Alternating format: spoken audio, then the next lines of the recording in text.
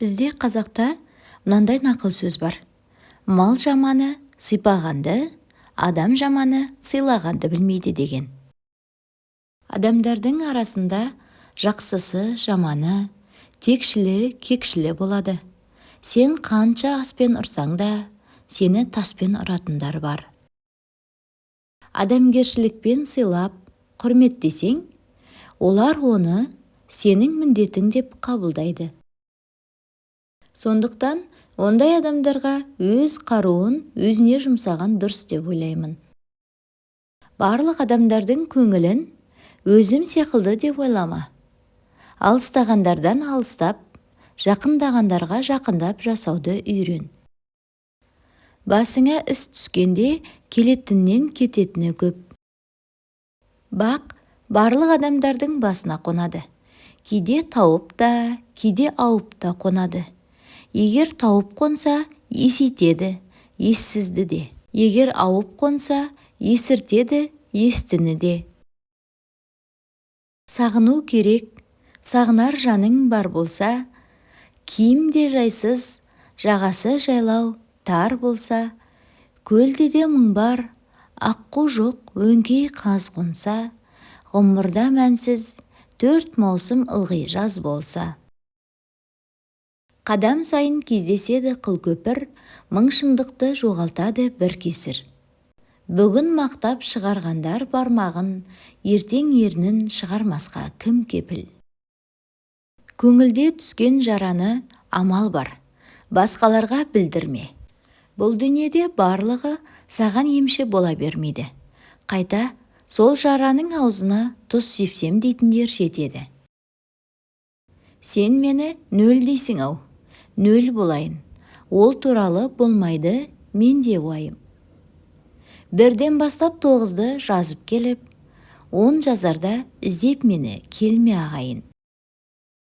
Біреудің ескі қатесін жария етіп қайтесің. Жығылып жатып сүргінгенге күлме. Көп кешікпей өзіңде жетесің. Біреуді сырттан өсектеп, оның дүниесін есептеп қайтесің. Бірінші өзіңді түзеп, өзіңмен алыс. Түкке тұрғысыз, керексіз сөзді өсиет теме. Ешкім сенің қайғыңа назар аудармайды. Бірақ қателіктеріңе тоқталады. Сенен көңілім қатты қалды дейді. Бірақ маған ренжіп қалған жоқсың ба деп ешкім сұрамайды. Бұл пендедегі әлсіздік. Инсап болмаған көңілде адамгершілік болмайды. Жалғандық қаптаған ниетте ақиқат болмайды. Күмән басқан қиялда тыныштық болмайды. Қате басқан қадамда дұрыс іс болмайды. Бидайдың басының көтергені дақылының жоқтығы, адамның көкірегін көтергені ақылының жоқтығы. Ұлық болсаң кішік бол, байсың ба, кедейсің ба, ешқашан көкірегіңді керме. Біреуді бақытты қылу үшін алдымен өзің бақытты болу керексің. Өзіңнің денің сау болу керек. Өзіңнің білімің толық болу керек. Сол кезде сен басқа адамдарды бақытты қыла аласың. Барлық дүние қайта айналып келуі мүмкін, бірақ сен қажет қылмайтын кезде. Сондықтан ағаштан жеміс күтсең, бұтағын сындырма, адамнан үміт күтсең, көңілін қалдырма. Мен жылаған істерге сен жылайсың бір күні. Сен күлетін күлкіні, мен күлемін бір күні. Өмір деген осылай, алма кезек дүние. Қозы жеген түлкіні бәрі жейді бір күні. Айғыз-айғыз болса да, айна көңіл, шомылып отырамын ойға небір. Мені қанша әуреге салғаныңмен, сені жақсы көремін, қайран өмір. Жаман болсам не бопты, жақсыда болып көргенмін. Өзімде көріп барлығын, төрімнен орын бергенмін. Өртінде жүріп өсектің, арманым үшін өрледім. Болмай-ақ қойдым мен жақсы, жаман боп бірақ өлмедім. Алдыңа шықсам күндедің, артыңда қалсам ездедің. Алдыңа барсам жүгініп, бармайды қане бергерің. Өз тірлігім өзіме, өзімнің ғана өмірім, қабағын бағып қайтейін, қайыры кеткен пенденің. Қорқамын мен елдердің өсегінен, кіршіксіз, кір іздейтін кешегіңнен, атынан құлады деп күндейді екен, күнде құлап жүрсе де есегінен. Ақшаң көп болсын, аз болсын, қолыңнан үзілмесе болғаны, адам кәрі болсын, жас болсын, дені сау болса болғаны. Отбасың бай болсын, кедей болсын, тату тәтті болса болғаны. Кімдікі дұрыс, кімдікі қате болсын, түсіну болса болғаны. Адам туыла салып қатыгез емес, соның бәрін келтіріп шығаратындар, айналасындағы адамдар. Әркімге құрметім шексіз, бірақ сабырым шекті. Өмірім-ай өмір, мың бір сын, жылатсын мейлі, күлдіртсін. Суретте бәрі бақытты, өмірде қандай кім білсін. О, тіршілік, не берсең де арнап бер, алтын балық ілінетін қармақ бер. Бақыт бер де сол бармақтай бақытты, басып тұрар батпандай бір салмақ бер. Және де дос бер, айтқанымды мақұл дер, жүйрік бер де соған шыдар тақым бер. Мен жазбаған, жұрт жазбаған жыр сыйла, жүректерге соны ұғатын ақыл бер. Мені күтіп тұрсын алда биіктер, шапағатын шуағыңды құйып көр, абыроймен даңқыңды да аяма, және соған майыспайтын иық бер. Мынау аузыңнан шыққан сөз дейді, 40 жыл айналып басыңа келеді дейді. Өмір алма кезек дейді.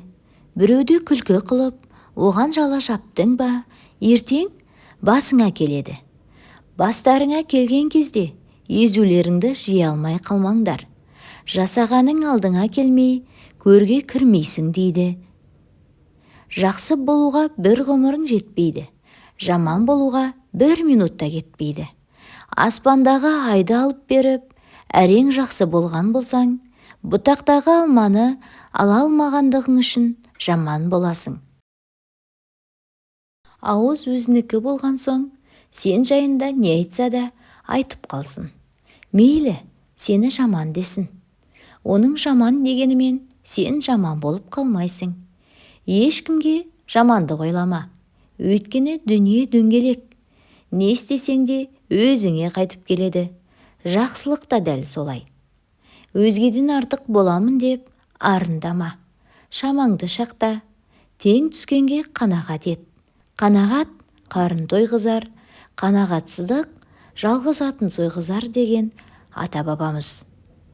Бірақ тепкіге төзбе, ешқашан аяққа басылма. Қарыз бергенде де дос боласың. Қарызыңды сұраған кезде де дұшпан боласың. Бермесең қайырымсыз боласың. Беріп алған соң өмірлік қайырсыз боласың. Сондықтан пендеге көңіл қайыр қылсаң да, дүние қайыр қылмай-ақ қой. Ешқашан кедеймін деп айтпа. Саған ешкім ақша бермейді.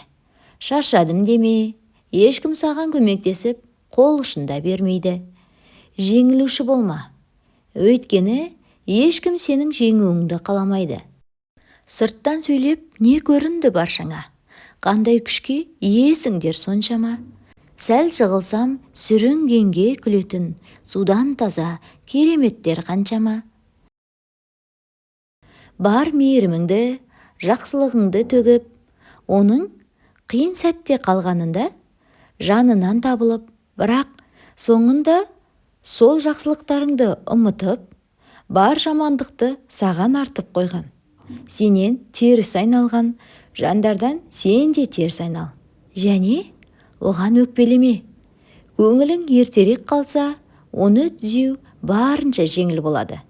Тек қана өзіңді сөгіп, өзіңнен ғана себеп іздеме. Адам алдында еш қашан ақталма. Сен міндеттемессің. Ең әуелі Алла алдында тазасың ба? Болды. Кеткен адам кетсін, жолы болсын. Олар неге өзгере береді деп сұрамада. Олар О баста сондай болған. Уақыт адамдарды өзгертпейді. Тек олардың шынайы маскасын ашып береді. Санасызбен санаспа деген екен. Басында ми жоқ, өзінде ой жоқ. Күлкішіл керден наданның, көп айтса көнді, жұрт айтса болды. Әдеті надан адамның. Бойда қайрат, ойда көз, болмаған соң айтпа сөз. Қайнайды қаның, ашиды жаның, мінездерін көргенде, деп Абай атамыз сегізаяқ өлеңін адамдарға ақыл кеңес айту мақсатында, ақылға шақыру мақсатында жырлаған екен. Бір құдірет бізді өмірге жолдайды. Біз өмірді түсінбейміз сол қайғы. Дуа сала таудай бақыт күтеміз. Ал шында бақыт үлкен болмайды. Үлбіреген тамырындай шекенің, жеке сағат, жеке тәулік, жеке күн. Үлгермейміз түсініп де байқапта, кейбір сәттің нағыз бақыт екенін. Өзім жайлы өсектен есім ауды, қырық жамау жанымның несі қалды. Жаралы жүрегіме әркім келіп, өзіне керектігін кесіп алды. Күн кешіңдер, күн демей, күңкіл демей, тілдесіңдер адамша зіркілдемей, болғанымен бір күн бай, бір күн кедей, сыйлап өтем өздеріңді күн түн демей. Шаршайсың білем, шаршамай жүру мүмкін бе? Өмір ғой өмір, оңайда емес кім-кімге. Кейбіреулерді қадірлесең аспандап алады, сенің жасаған жақсылығың оған өтеген міндетің секілді көреді. Сол үшін жақсылықты, кіші пейілділікті адамына қарап жасаған дұрыс. Шектен асқан мейірімділік, кіші пейілділік өзіңді қадірсіз, жалынышты етіп көрсетеді.